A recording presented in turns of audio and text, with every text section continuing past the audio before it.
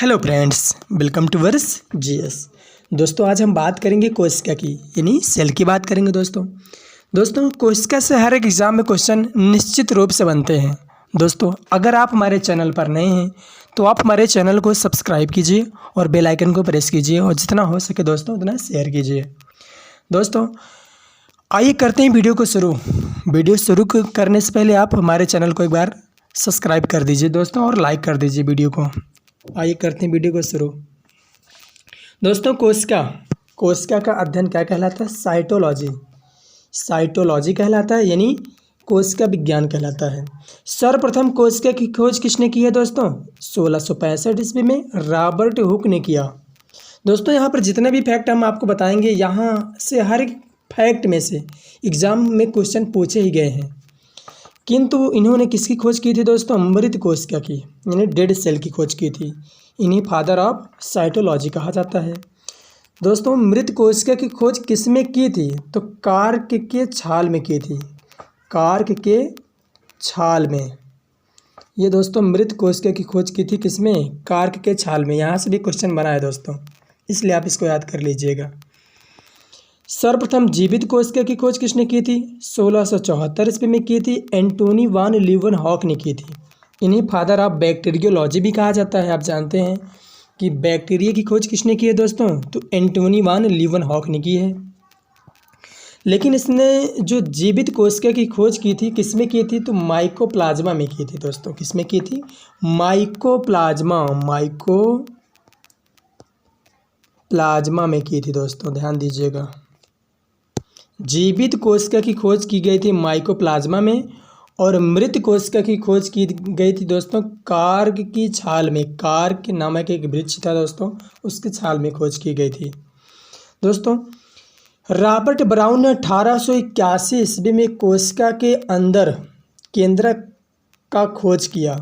Schleiden एवं स्वान ने कोशिका सिद्धांत दिया और कहा कि शरीर कोशिकाओं से बना है, अतः कोशिका शरीर की सबसे छोटी इकाई है दोस्तों। और मृत कोशिकाओं को नेफ्रोसिस कहा जाता है। और सबसे छोटी कोशिका कौन सी होती है दोस्तों? माइकोप्लाज्मा होती है। और सबसे बड़ी अगर कोशिका पूछा जाए तो शुतुरमुर्ग का अंडा होता है दोस्तों। लेकिन अगर ह्यूमन में पूछा जाए कि सबसे बड़ी सेल कौन सी होती है, तो दोस्तों वो होती है फीमेल में पाई जाती है ओवम, यानी अंडाणु। अंडाणु जो होती है दोस्तों, ये क्या होती है? सबसे बड़ी कोशिका होती है किसमें? फीमेल में, या कह सकते हैं मनुष्य में कह सकते हैं। लेकिन जो स्पर्म होता है दोस्तों, इसको क्या कहा जाता है? मनुष्यों में सबसे छोटी कोशिका होती है। यानी सबसे बड़ी कोशिका मनुष्य में कौन सी होती है दोस्तों? वो होती है अंडाणु, यानी ओवम होती है। लेकिन अगर सबसे छोटी कोशिका मनुष्य में पूछी जाए तो वो होती है दोस्तों स्पर्म, यानी शुक्राणु। क्या होता है दोस्तों? शुक्राणु। तो आप समझ पाए होंगे। नेक्स्ट दोस्तों, सबसे छोटी कोशिका तंत्रिका तंत्र या स्नायु कोशिका की होती है। तंत्रिका कोशिका में किसी भी प्रकार का विभाजन नहीं होता दोस्तों, ध्यान दीजिएगा। जो हमारा माइंड होता है दोस्तों, इसमें कोशिका का निर्माण नहीं होता है, अतः यह क्षतिग्रस्त कोशिका को ठीक नहीं कर सकता है। इसी कारण सर में चोट लगने से व्यक्ति की क्या होती है? शीघ्र ही मृत्यु हो जाती है दोस्तों। इसीलिए कहते हैं सरकार की हेलमेट पहन के चलिए, क्योंकि अगर सर में चोट लग जाएगी दोस्तों तो वो सारी कोशिकाएं तो बन सकती है, लेकिन जो हमारे दिमाग की कोशिका है, माइंड की या ब्रेन की, वो कोशिका, उसका जो पुनर्शक्ति है, यानी पुनर्नियोजन या कह सकते हैं पुनः, वो बन नहीं सकती है दोस्तों। लेकिन सबसे तेज़ी से कोशिका विभाजन किसका होता है दोस्तों? वो होता है लीवर, यानी यकृत का। यह अपने क्षतिग्रस्त कोशिकाओं को स्वतः ही ठीक कर सकती है। नेक्स्ट देखते हैं दोस्तों।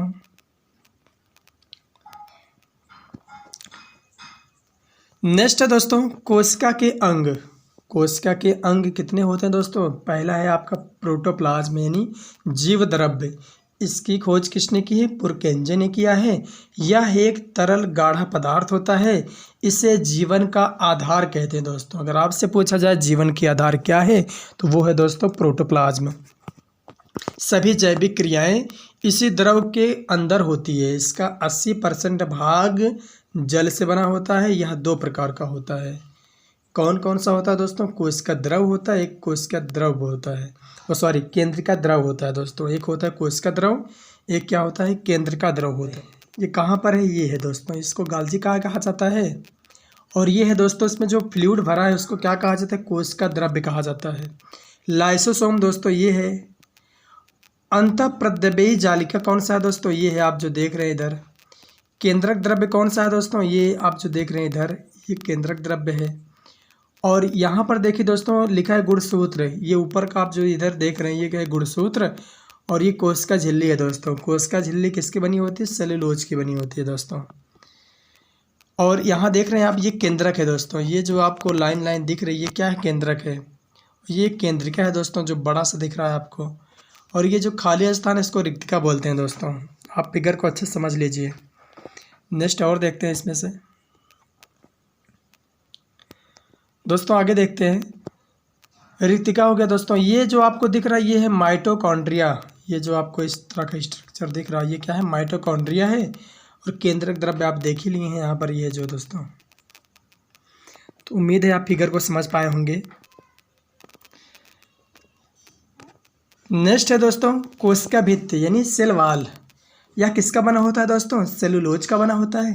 और यह केवल पादपों में पाया जाता है, यानी पौधों में ही पाया जाता है दोस्तों। ये केवल यह पेड़ पौधों को सुरक्षा देता है दोस्तों। नेक्स्ट देखते हैं दोस्तों, ये लाइन गलत है। कवक की कोशिका भित्ति किसकी बनी होती है दोस्तों? काइटिन की बनी होती है। ध्यान दीजिएगा, काइटिन लिखा है। काइटिन की बनी होती किसकी कोशिका भित्ति? कवक की। नेक्स्ट कोशिका झिल्ली की बात करते हैं दोस्तों। कोशिका झिल्ली यह जंतु तथा पौधा दोनों में पाया जाता है। कोशिका के अंदर सभी अवयव इस झिल्ली के अंदर होते हैं। यह कोशिका के अंदर जाने वाले पदार्थों का नियंत्रण करता है। कौन करता है? कोशिका झिल्ली। यह अर्ध पारगम्य होता है दोस्तों। कुछ ही वस्तुओं को अंदर जाने देता है, बाकी जाने ही नहीं देता। नेक्स्ट माइटोकॉन्ड्रिया, जिसको क्या कहा जाता है? सूत्र कणिका। इसकी खोज किसने की है दोस्तों? ऑल्टमैन ने की है। अगर आपसे पूछा जाए कि माइटोकॉन्ड्रिया की खोज किसने की है तो ऑल्टमैन ने किया है। यहाँ ऑक्सी शोषण होता है दोस्तों।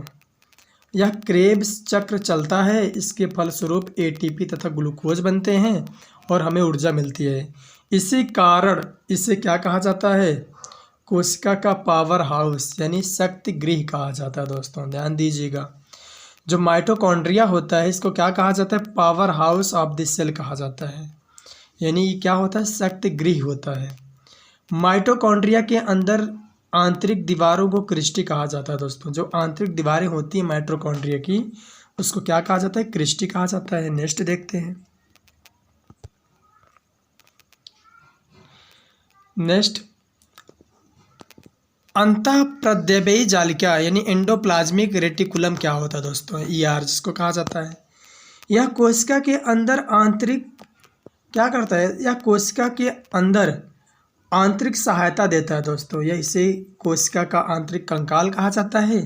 ये होता है दो प्रकार का। कौन कौन सा होता है दोस्तों? एक होता है स्मूथ एंडोप्लाज्मिक रेटिकुलम होता है दोस्तों। एक होता है क्या? रफ यानी खुरदुरा। ईआर मतलब एंडोप्लाज्मिक रेटिकुलम।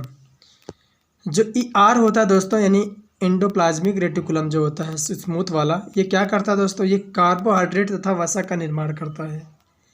और रग वाला क्या करता है दोस्तों? ये इस पर राइबोसोम होता है या प्रोटीन का निर्माण करता है दोस्तों। प्रोटीन का निर्माण कौन करता है? राइबोसोम करता है। राइबोसोम के बारे में बात करते हैं। यह कोशिका के अंदर सबसे छोटा अंग है। यह प्रोटीन का निर्माण करता है, अतः इसे प्रोटीन की फैक्ट्री कहा जाता है दोस्तों। राइबोसोम को क्या कहा जाता है? प्रोटीन की फैक्ट्री। राइबोसोम होता है दो प्रकार का। एक होता है 70S राइबोसोम, एक होता है 80S राइबोसोम। यह हल्का होता है तथा प्रोकैरियोटिक कोशिकाओं में पाया जाता है दोस्तों। और 80S में क्या होता है दोस्तों? राइबोसोम में यह भारी होता है तथा यूकैरियोटिक कोशिकाओं में पाया जाता है दोस्तों। ये ध्यान दीजिएगा, जो कोशिका भी होती है वो होती है दो प्रकार की। एक होती है प्रोकैरियोटिक, क्या होती है? यूकैरियोटिक। जो 70S पाया जाएगा ये प्रोकैरियोटिक कोशिकाओं में पाया जाएगा और 80S इसमें पाया जाएगा दोस्तों यूकैरियोटिक कोशिकाओं में पाया जाएगा। अब देखिए दोस्तों यहाँ पर यस का क्या मतलब है? सेडिमेंटेशन कॉन्फिशिएंट कहा जाता है दोस्तों। क्या कहा जाता है? सेडिमेंशन कोफिशिएंट, यस का मतलब है दोस्तों यहाँ पर। और गोल्गी बॉडी या गोल्गी एपरेटस के बारे में बात करते हैं दोस्तों। इसकी खोज कैमिलो गाल्जी ने किया था दोस्तों। गोल्गी बॉडी की खोज किसने की है दोस्तों? कैमिलो गाल्जी ने किया है। यह पदार्थों का परिवहन करता है, अर्थात यातायात में सहायक होता है दोस्तों। कौन सहायक होता है? Golgi body. सेंट्रोसोम यानी तारक किसे कहा जाता है? यह कोश का विभाजन करता है दोस्तों। यह मस्तिष्क में नहीं पाया जाता है, जिस कारण तंत्रिका कोशिका में विभाजन नहीं होता।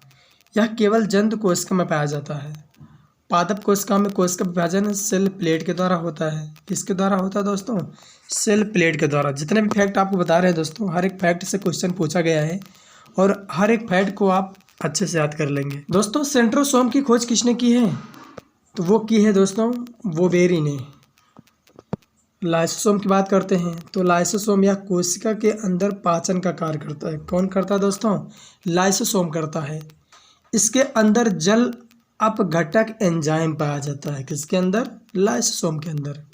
कोशिका के अंदर कोई अंग यदि काम नहीं करता है तो यह उस अंग को नष्ट कर देता है। कौन? लाइसोसोम कर देता है।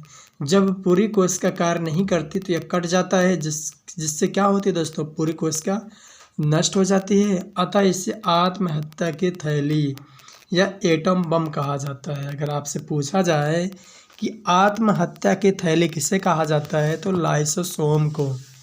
किसको कहा जाता है दोस्तों? लाइसोसोम को, यानी सुसाइड बैग ऑफ सेल किसे कहा जाता है? तो लाइसोसोम को। इसकी खोज किसने की है? डी डुबे। किसने की है दोस्तों? डी डुबे ने। आरबीसी के अंदर लाइसोसोम नहीं पाया जाता, अतः आरबीसी मरने के बाद स्प्लीन में पाया जाता दोस्तों ये, जिस कारण क्या होता है दोस्तों? स्प्लीन को आरबीसी की कब्र कहते हैं दोस्तों। यहाँ पर स्प्लीन है दोस्तों, ध्यान दीजिएगा। स्प्लीन या तिल्ली या जिसको प्लीहा भी कहा जाता है। अगर आपसे पूछा जाए आरबीसी की कब्रगाह या आरबीसी की कब्र किसे कहा जाता है तो वो होता है दोस्तों आपका स्प्लीन यानी तिल्ली। और दोस्तों आरबीसी बनता कहाँ है? आप कमेंट बॉक्स में बताइए ज़रूर। नेक्स्ट है दोस्तों केंद्रक, न्यूक्लियोलस या न्यूक्लियस इसको कहा जाता है। इसकी खोज किसने की है? रॉबर्ट ब्राउन ने की है। यह कोशिका को नियंत्रित करता है, अतः इसे कोशिका का दिमाग भी कहा जाता है। किसको कहा जाता है? केंद्रक को। इसमें 80% प्रोटीन पाया जाता है। किसमें? केंद्रक में। रसघानी क्या होती है दोस्तों? जिसको क्या कहा जाता है? वैकुलस। यह जल को संचित करता है। यह जंतुओं में छोटा किंतु पौधों में क्या होता है दोस्तों? पादपों में ये बड़ा होता है। नेक्स्ट देखते हैं। नेक्स्ट है दोस्तों प्लास्टिड। प्लास्टिड क्या होता है? यह पौधों का सबसे बड़ा कोशिकांग होता है। यह केवल पादपों में पाया जाता है। यह होता है 3 प्रकार का।